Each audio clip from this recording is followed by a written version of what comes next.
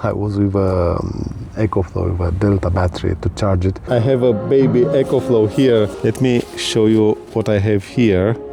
It says, what now? 62%. It was 57 when I started. There was no point to wait until tomorrow, and moreover, what I did is I moved from there somewhere else, and this parking, I have some cars now going left, right, but there is no traffic, there is no road. They are only going through a parking, and eventually towards midnight everyone will go home.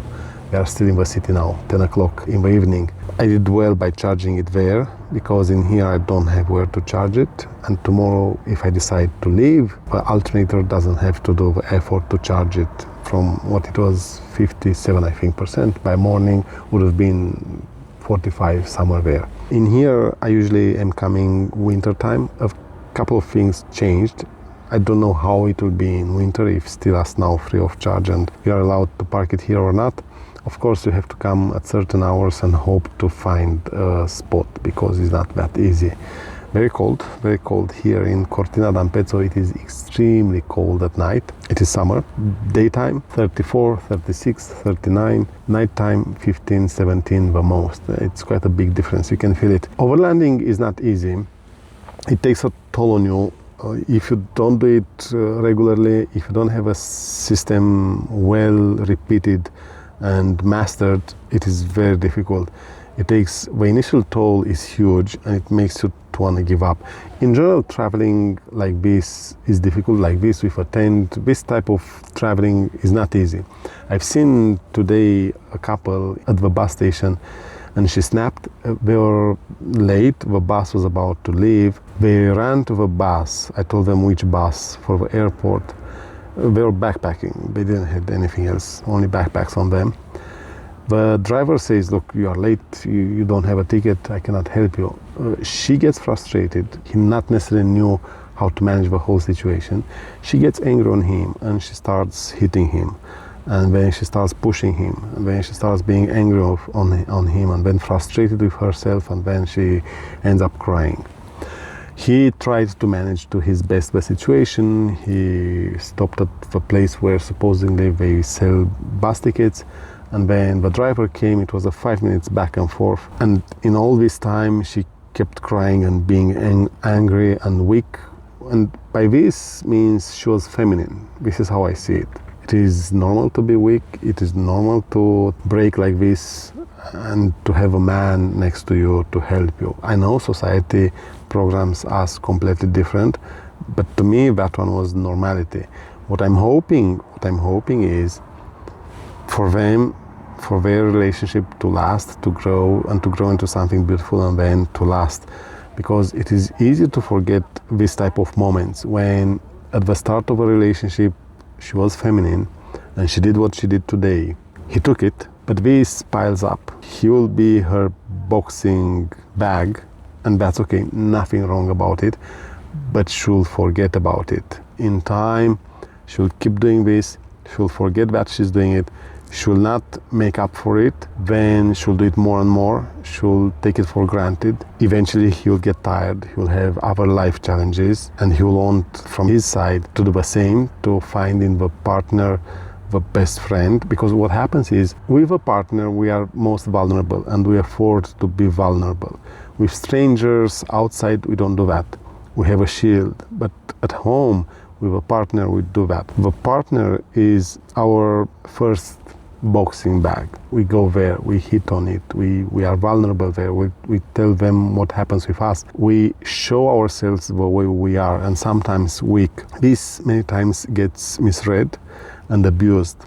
When it gets misread, we judge the partner or lose respect, or who knows what else we are doing. When it gets misjudged, it gets taken for granted. We don't realize what we are doing, we don't realize the effort, we take it as it is, and we don't put any value on it. But then we end up in years' time with both being tired of that, and then conflict arises, and from there it degenerates. This is how a man that is chosen to be the father of children then becomes the abuser.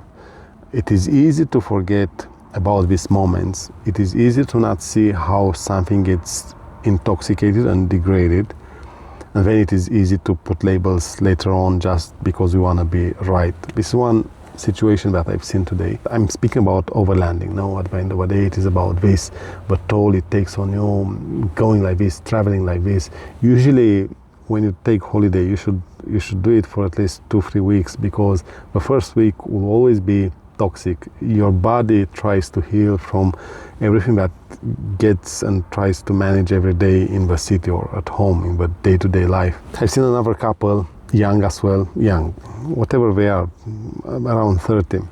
It is cold, in the evening here it is cold. She had a nice brown leather jacket. I loved the jacket. Compared to other women, they don't have anything with them for this time of the day.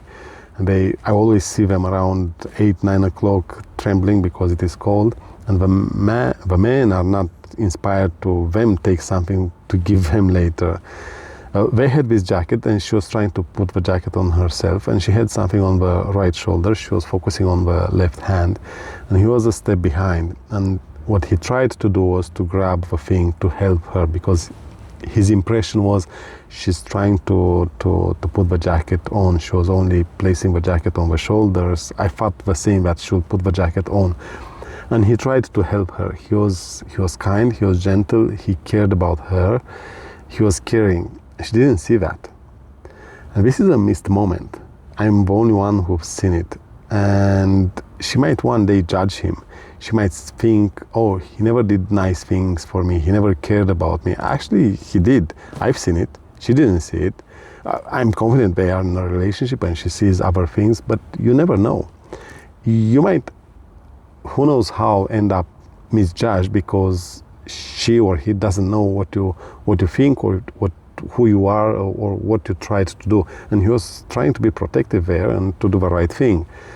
What I'm trying to say with all these things is, and again, the hope is there that the relationships will last and we don't get to that scenario where wolf is called unnecessarily and the man is the one labeled as the abuser, and everyone forgets from where everything started as the running after a bus situation where she started to hit him and reject him. That one piles up and that one matters. It is there. She did that, and in 10, 15, 20 years time, she'll forget all this. But it happened. It is a toll, it is a price that he's paying in that relationship to be in that relationship, and it is something that happens to him being in that relationship, and it's not nice and it is an effort. What I'm trying to say with overlanding is it takes a toll on you.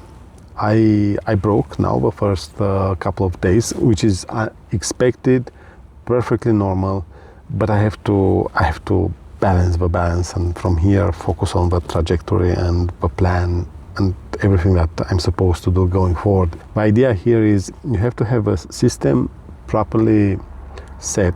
You have to have a muscle memory of it, and then you have to have a resilience to go through a process, because it is a process. The initial drive, at least in my case, that it takes a while to get on this side of Europe. I have to do the drive, go through that effort, get exhausted, and then I have to adjust myself to the culture, to the systems, to everything around me. I'm also now tired. This takes a moment to adjust, but once you adjust, then it becomes easier and easier. It depends on many things. I'm not fully prepared. I have an injury with a knee which frustrates me. Then it is hot because I'm not properly prepared. I cannot stay around the duster house. Even if I go in a place, even if I go in a camping, I still have to have a well-organized shadow for me to be able to do everything I want to do. Otherwise, the duster house needs more, and I don't have that more. It is a matter of budget. It is a matter of constraints, and that's okay. Space is one of them. Budget is another one. I've bought a couple of things, they didn't work, but now I no longer have the budget to buy what might work going forward. And that's okay, again, not an issue. I don't mind going through this process and putting this effort to get to a place where it becomes better and better. I'm very happy with the EcoFlow. It is an expense. I didn't need to do this. Maybe from one perspective it is wrong that I bought it, But from another one, I'm so happy because the Delta 2 was slow to charge. It was taking way more. It was fast to discharge. I don't know how this works, but same fridge, same place, same days, same temperature outside. It is so hot during the day, you don't want to know. It lasts longer. I don't know how this happens, but it lasted longer. I was only 77%. Now, after how long? A day and a half, which is perfect. This means 3 days until depletion. And it was very hot during the day, extremely hot. But, truth to be told, I'm with a different car now. I was with another car, and the windows are tinted in the back, and maybe that one keeps it cooler, maybe, in the trunk, maybe. I don't know. But I've seen this. But charging is way faster. I've been now in a moment it charged 100%, no fans, no noise, no nothing. It was a bit hot, but it charged right away. I didn't spend that much there. I'm very happy with the EcoFlow. I have a battery of a bundle. That one, the idea is to use it if I stay longer and I don't have an option to recharge like now, then I will plug that to help me run for longer before I get from wherever I am. I am supposed to be in isolated places. I have a solar panel for the Anchor Solix DC300X, something like that is the name of it. I have the solar panel. I've tested it. It only outputted 50 watts instead of, I was hoping at least 70 watts. It is a 100 watts panel, if I remember well.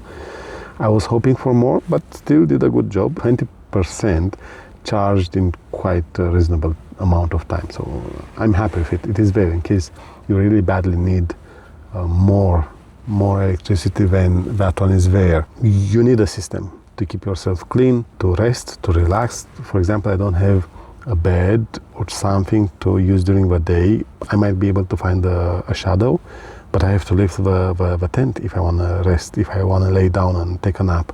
With a light bed, I remember wanting once to buy that, but I didn't materialize it because of a budget mostly, yes.